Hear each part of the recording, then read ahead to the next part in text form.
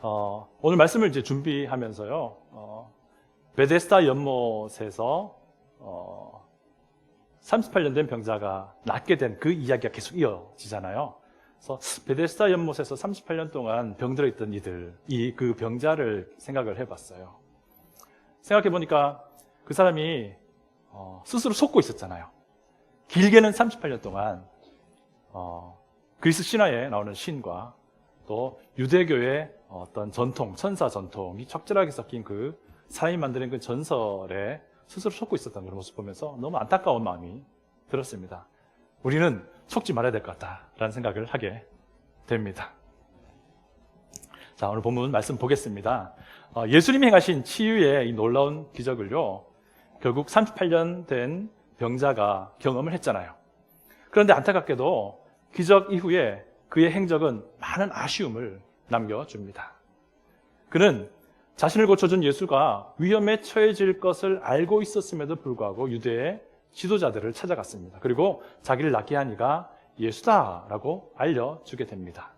결국 이 일 때문에 종교 지도자들은 예수님을 박해하기 시작합니다. 제가 16절을 읽어드립니다. 그러므로 안식일에 이러한 일을 행하신다 하여 유대인들이 예수를 박해하게 된지라. 종교 지도자들이 예수님을 박해하게 된 이유가 무엇이었습니까? 예수님이 안식일 규정을 공공연하게 어긴다는 것이었습니다. 그런데 그들이 왜 이런 생각을 했을까요? 그들 눈에는 예수님이 그저 한 인간에 불과했기 때문이었습니다. 예수님은요, 그런 종교 지도자들에게 자기가 왜 안식일에 기적을 행한지 이유를 말씀해 주십니다. 17절을 제가 읽어드립니다. 예수께서 그들에게 이르시되 내 아버지께서 이제까지 일하시니 나도 일한다 하시매. 예수님의 대답의 요지가 무엇입니까? 하나님이 쉬지 않고 일하고 계시기 때문에 자신도 쉬지 않고 일한다라는 것이었어요. 안식일에 상관없이 하나님이 쉬지 않고 일하고 계신다라는 그 진술 자체는요, 당시의 유대 지도자들에게 전혀 문제가 되지 않는 것이었어요. 다 동의하는 내용이었어요. 제가 예수님 당시에 생존했었던 유대인들 몇 명의 글을 좀 소개해 드립니다. 여러분 혹시 필로라는 사람 많이 들어보셨어요? 이 사람 예수님과 동시대에 있었던 유대인이었지만 그리스 철학자였어요. 철학자였죠. 유대인이었는데 이 사람이 출애굽기 20장 11절 안식일 규정이 나오는 출애굽기 20장의 11절을요 주석하면서 이런 말을 해요. 하나님은 창조 활동을 멈추지 않았다라고 주장을 해요. 1세기 말에 살았던 유대인 랍비들의 글이 남아있는데요. 그들도 이렇게 진술합니다. 하나님은 창조 이후에 쉬지 않고 일하고 계신다. 하지만 하나님은 안식일 규정과는 무관한 분이시다. 이런 진술들이 있어요. 이런 걸 보았을 때 예수님이 내 아버지께서 이제까지 일하신다라는 그 진술 자체는 유대인들에게는 큰 문제가 되는 것이 아니었어요. 하나님은요, 우주를 창조하시고 나서 쉬고 계신 건 아니었어요. 왜? 이 우주에, 이 인간 역사에 직접 개입하시고 운영하시기 때문입니다. 그래서 하나님은요, 안식일과는 무관하게 자신의 사역을 감당하고 있었던 거죠. 다만 그들은 안식일 규정에서 하나님은 예외라는 것을 인정하고 있었던 거죠. 그래서 하나님이 안식일에도 일한다라는 그 진술 자체는 문제가 아니었어요. 자, 그렇다면 무엇이 이 유대의 종교 지도자들에게 문제가 되었을까요? 그것은 이겁니다. 네가 하나님이 일하고 있다라고 말하는 것은 좋아. 하지만 하나님이 너와 무슨 상관이길래? 하나님 너와 무슨 상관이길래 네가 안식일에 일하는 것이 정당하다고 하는 거냐라고 하는 것이었어요. 이게 이제 유대인들에게 문제였던 겁니다. 이게 무슨 말이냐면요, 네가 하나님과 도대체 무슨 상관이길래 그런 주장을 하느냐 이거예요. 이게 문제의 핵심이었던 거예요. 그런데 예수님은요, 이런 말씀하십니다. 하나님은요, 내 아버지라고 부르세요. 여기에 대한 답이 있는 겁니다. 도대체 네가 하나님과 무슨 관계이길래, 무슨 상관이길래 하나님이 안식일도 상관없이 일하시는 것, 그게 네가 무슨 상관이냐라는 질문에 여기 답이 있는 겁니다. 내 아버지. 예수님이 하나님과 자신의 관계를요, 아버지와 아들의 관계로 전제를 하고 이야기를 하고 있는 겁니다. 아들이 아버지가 하는 일을 그대로 따라하는 것은 당연하다라는 것을 예수님이 지금 말씀하고 있는 거예요. 이것이 예수님의 1차적인 논지였습니다. 여러분, 규헌이가 저 뒤에 있는데요. 규헌이가 걷는 모습을 뒤에 보시면요, 깜짝 놀라실 거예요. 저와 같을 거야, 아마. 이게 너무나도 정상적인 거잖아요. 자, 보십시오. 유대인들에게 예수님이 하나님을 내 아버지라고 불렀던 것은요, 또 다른 의미를 가집니다. 뭐냐면요, 하나님을 내 아버지라고 부를 수 있는 사람이 있다면 그는 이미 사람이 아니라는 거예요. 신적인 존재라는 것을 전제하는 그런 말인 거예요. 그 사람은 사람이 아니라 하나님이라는 거였습니다. 예수님의 이 진술은요, 자신이 하나님과 동등하다라고 주장하는 것으로 받아들여진 겁니다. 예수님은 사람이 아니라 이제 하나님이다라고 주장하게 되는 거죠. 이것이 그들에게 문제가 된 것입니다. 제가 18절을 읽어드립니다. 유대인들이 이로 말미암아 더욱 예수를 죽이고자 하니 이는 안식일을 범할 뿐만 아니라 하나님을 자기의 친아버지라 하여 자기를 하나님과 동등으로 삼으심이로라. 유대의 종교 지도자들은요, 예수님이 하나님을 내 아버지라고 불렀던 것의 의미를 정확하게 이해하고 있었던 거예요. 정확하게. 그래서 결국 이들이 예수님을 죽이려고 했던 겁니다. 유대의 지도자들하고 예수님 간의 갈등의 시작은 안식일에 대한 입장 차이였습니다. 그런데 예수님이 자기가 하나님의 아들이다, 하나님이 내 아버지다 라고 주장하면서 이 안식일 논쟁은 자연스럽게 예수님의 정체에 대한 그런 논쟁으로 바뀌어 간 겁니다. 도대체 네가 누구냐 하는 문제로 바뀌어 버린 것이죠. 자, 이런 상황에서 예수님은 자기가 하나님의 아들이라는 사실을 이제 드러내놓고 막 설교하기 시작합니다. 그것이 오늘 본문의 내용입니다. 요한 사도가요, 38년 동안 마비됐던 병자의 이야기를 통해서 강조하고 싶은 부분이 바로 오늘 이 부분인 거예요. 그 기적 통해서 예수님의 이 설교를 요한 사도가 우리들에게 알려주고 싶었던 거예요. 바로 예수님이 직접 자신이 하나님의 아들이심을 선포하고 있는 이 부분이 결국 38년 동안 베데스다 연못에서 고통받던 그 병자가 기적적으로 낫게 된 이 기적이 목적하는 바였던 겁니다. 예수님은 이 갈등을 기회로 삼아서 자신이 하나님의 아들이라고 선포를 하게 된 거예요. 처음에 이제 갈등이 어떻게 시작됩니까? 안식일 논쟁으로 시작됩니다. 물론 처음에 예수님이 병자를 안식일에 고쳐주시는 것, 그것 때문에 안식일에 대한 갈등이 시작됩니다. 그리고 그 뒤에 예수님이 내 아버지라고 부르니까 이제 이 갈등의 양상이 도대체 네가 내 아버지라 부르는 예수, 너는 누구냐라는 이런 문제로 바뀌게 되고, 이것을 기회 삼아서 예수님은 우리에게 자신이 하나님의 아들이다 라고 선포하고 있는 것이에요. 이것이 사실 요한복음 5장의 내용의 가장 큰 핵심이 되는 겁니다. 그러니까 우리가 요한복음 5장 기적사건을 우리가 읽을 때 반드시 주목해야 할 부분이 무엇이냐는 문제입니다. 기적사건 그 자체 우리가 두 번에 걸쳐서 살펴봤잖아요. 그것도 중요합니다. 그런데 그것보다 훨씬 더 우리가 주목하여 봐야 될 부분이 바로 지금부터 우리 예수님께서 하시는 자신에 대한 설교 내용이라는 것이죠. 그래서 오늘은요, 예수님이 이 설교 내용을 좀 살펴보고자 합니다. 재밌는 것은요, 예수님은 자기가 왜 하나님의 아들인지에 대한 그 이유를 먼저 설명하지 않으세요. 내가 왜 하나님의 아들인지에 대한 이유는 먼저 설명하지 않으세요. 아마도 하나님의 아들이신 것 그 자체가 기정사실이기 때문에 예수님의 입장에서 그것을 굳이 밝힐 이유가 없어졌던 것 같기도 합니다. 또 어쩌면 예수님이 하나님의 아들이라고 받아들일지 말지, 믿을지 말지는 이건 분명히 믿음의 문제이지 어떤 설득의 요소로 해결되는 문제가 아니었음 때문인지도 모르겠습니다. 자, 그저 예수님은 자기가 하나님의 아들이라는 것을 전제하고 아버지와 자신의 관계가 무엇인지를 설명해 나가기 시작할 뿐입니다. 19절을 제가 읽어드립니다. 그러므로 예수께서 그들에게 이르시되 내가 진실로 진실로 너희에게 이르노니 아들이 아버지께서 하시는 일을 보지 않고는 아무것도 스스로 할 수 없나니 아버지께서 행하시는 그것을 아들도 그와 같이 행하느니라. 예수님은 아들이기 때문에 아버지가 하는 모든 것을 보았습니다. 아버지가 하는 모든 것을 배웠습니다. 그리고 아버지가 하는 모든 것을 따라했다라고 하는 것입니다. 그래서 예수님이 지금 이 땅에서 기적을 행하시든지 무엇을 행하시든지 간에 그 모든 것들이 하나님이 하셨던 그 일을 그대로 따라하는 것이다 라고 말하고 있는 것입니다. 당시에 가업을 물려받는 문화를 우리가 좀 살펴보면 이해가 될 수도 있습니다. 한 집안의 아들이 아버지에게서 가업을 물려받아요. 가업을 물려받게 될 아들은 아버지가 하는 모든 것을 다 그대로 봅니다. 그리고 그대로 배워요. 그리고 그대로 따라합니다. 그가 보지 않았던 것이나 배우지 않았던 것을 처음에 하지 않아요. 이런 이제 배경을 가지고 예수님 말씀을 하신 겁니다. 20절을 제가 읽어드립니다. 아버지께서 아들을 사랑하사 자기가 행하시는 것을 다 아들에게 보이시고 또 그보다 더 큰 일을 보이사 너희로 놀랍게 여기게 하시리라. 아버지 하나님은요, 아들을 사랑하셨기 때문에 아버지의 모든 것을 아들에게 다 보여주셨습니다. 이 말이 무슨 말입니까?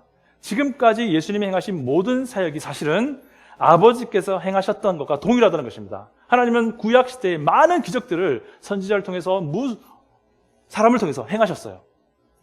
그 아버지께서 행하셨던 그 기적들이 곧 지금 예수님이 행하신 기적과 똑같다는 것입니다. 또 금방 베데스다 연못에서 38년 동안 마비되었던 병자가 고쳐진 그 기적도 역시 아버지 하나님께서 하셨던 그 사역을 그대로 따라한 것이다 라고 말을 하고 있는 것입니다. 그뿐 아니라 앞으로 펼쳐질 예수님의 그 공생의 사역에서 있을 놀라운 기적들, 놀라운 사역들, 그 모든 것들이 결국 아버지 하나님께서 행하셨던 그것을 그대로 따라하는 것이다 라고 말씀을 하고 있습니다. 이게 무슨 말입니까? 아버지 하나님께서 아들 예수님에게 자신의 모든 것을 다 위임해 주셨다라는 것을 지금 말씀하고 있는 거예요.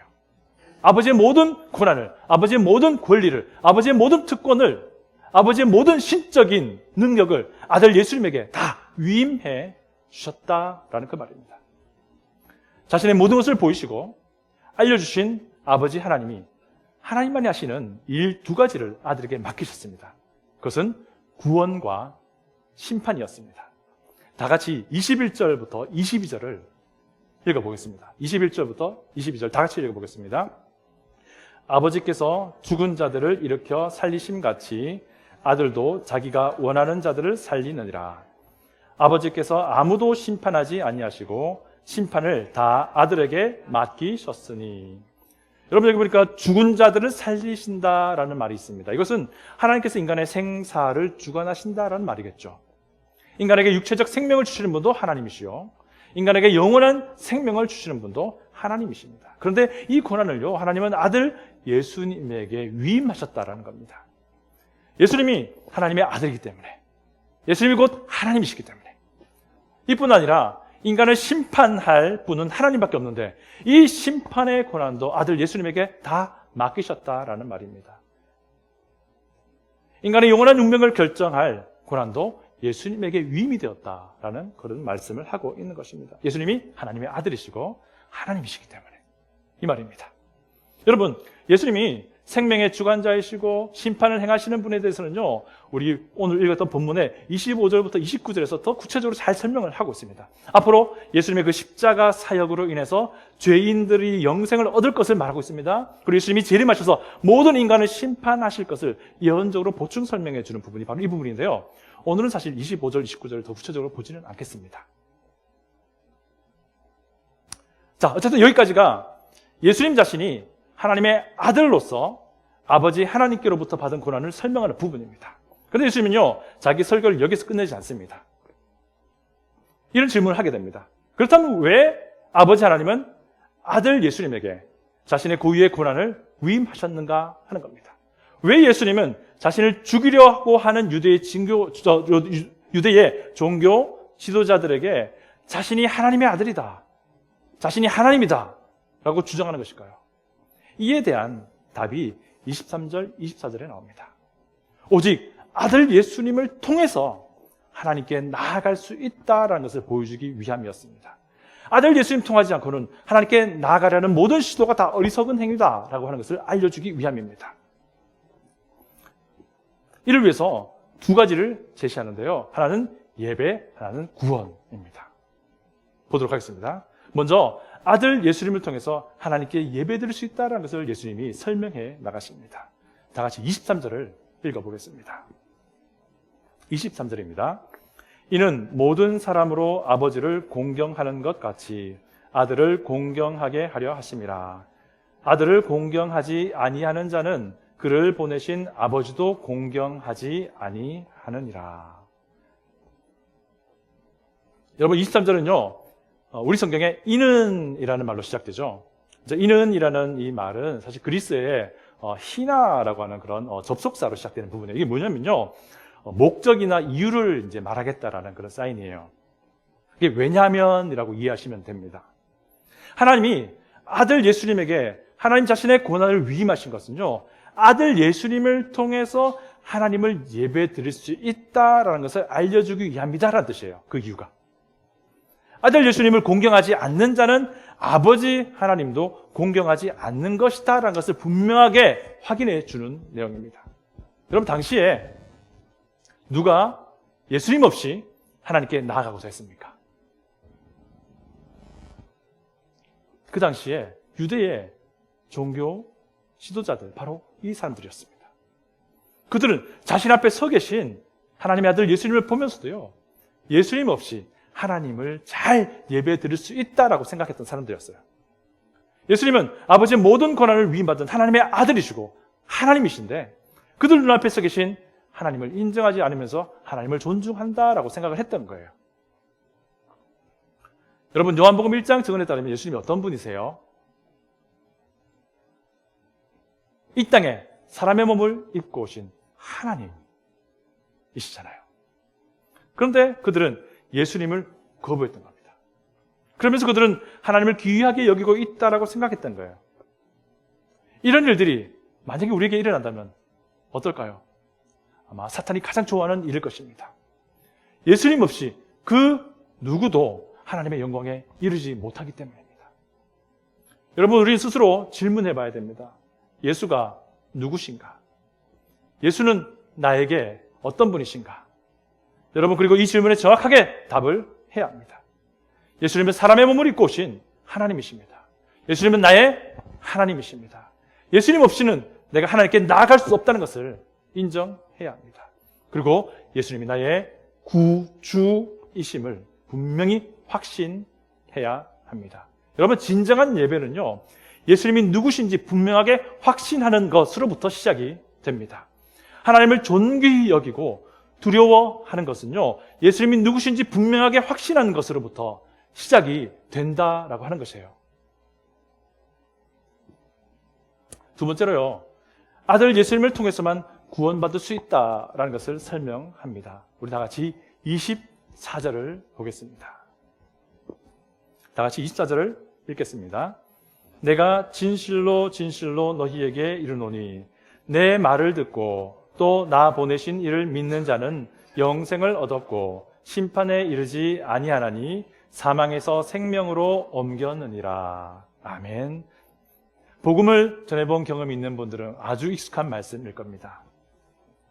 여러분 24절에서는요. 영원한 생명을 주는 문제를 다룹니다. 구원의 문제를 다루고 있는 것이죠. 그런데 그 순서를 보시면요.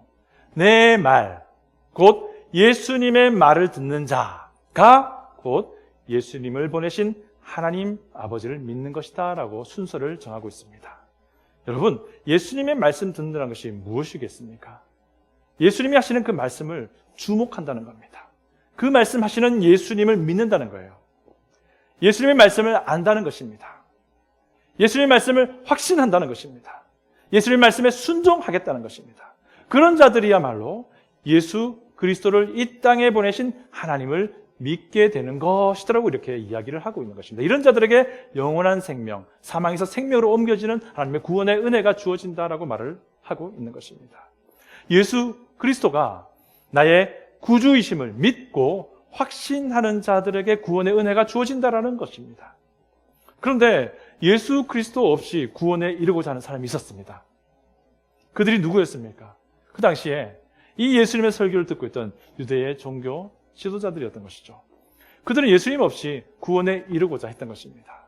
여러분, 끔찍하지 않습니까? 이런 일들이 우리에게도 만약에 벌어진다면 정말 두려운 일입니다. 예수님이 구주이심을 확신하지 않고는요, 그 누구도 하나님이 주시는 구원에 이를 수 없습니다.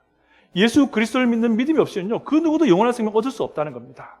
예수님이 구주이심을 확신하지 않고는요, 그 누구도 하나님의 영광에 이르지 못합니다.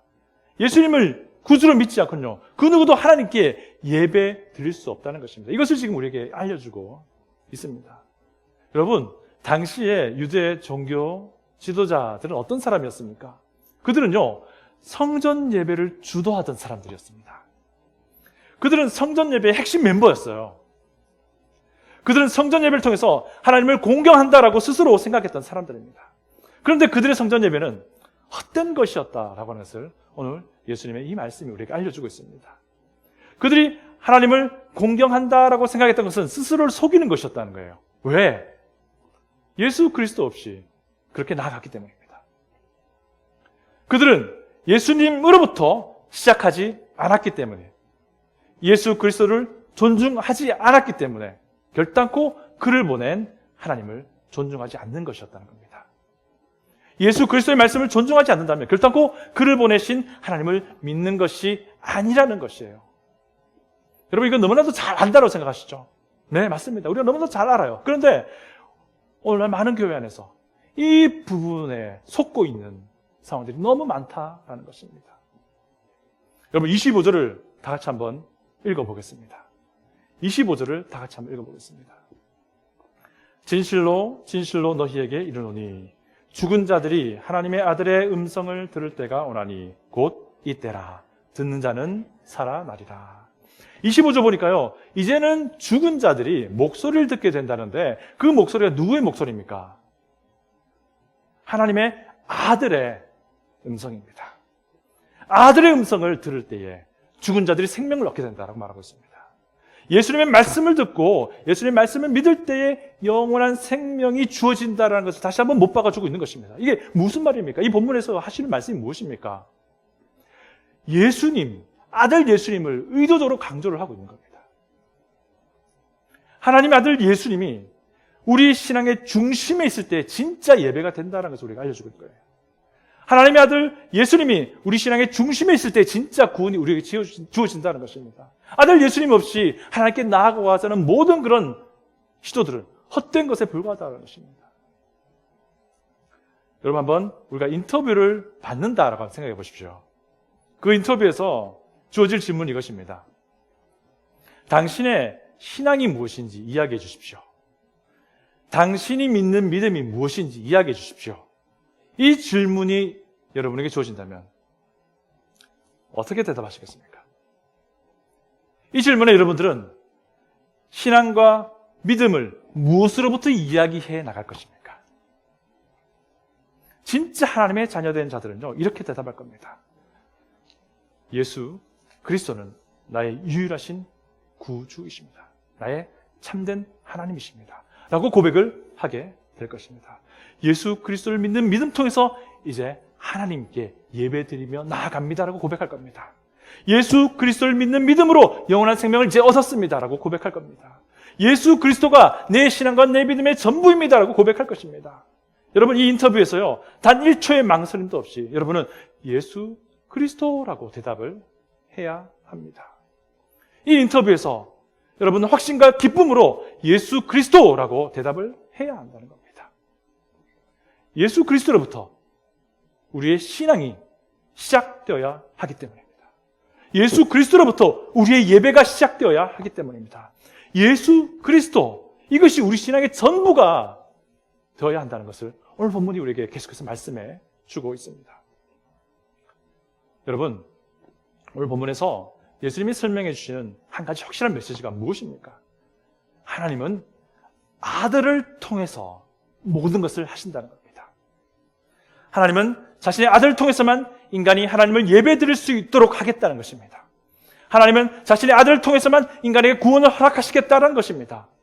아들을 통해서만 예수 그리스도가 우리 믿음의 시작이 되어야 한다는 것입니다. 예수 그리스도가 우리 신앙의 핵심이 되어야 한다는 것입니다. 예수 그리스도가 나의 삶의 전부가 되어야 한다는 것입니다. 여러분, 그래서요, 누군가가 쿡 찌르면 우리 입에서는 예수 그리스도, 이분으로부터 우리의 신앙 고백이 시작되어야 한다는 것입니다. 누가 쿡 찔렀는데 저는 교회를 오래 출석했습니다 라고 대답하면 안 된다는 거예요. 누가 쿡 찔렀는데 나는 많이 기도합니다, 기도 응답 많이 받았습니다, 이것으로 만약에 여러분의 신앙 고백이 시작된다면 그것은 문제가 있는 겁니다. 누가 국질렀는데, 저는 많은 신비한 경험들을 했습니다. 이것으로 만약에 여러분의 신앙 고백이 시작된다면요, 문제가 있는 거예요. 누가 국질렀을 때, 네, 예수님이 나를 위해 대신 십자가에 죽으시고 부활하셨습니다. 그를 통해서 나에게 영원한 생명을 주셨습니다. 그래서 이제 나는 하나님께 예배하며 나아갈 수 있습니다. 이것이 믿음의 고백이 되어야 합니다. 예수님에 대한 이 믿음이, 예수님에 대한 이 확신이 우리 가운데에 우선적으로 있기를 소원합니다. 다 같이 기도하겠습니다.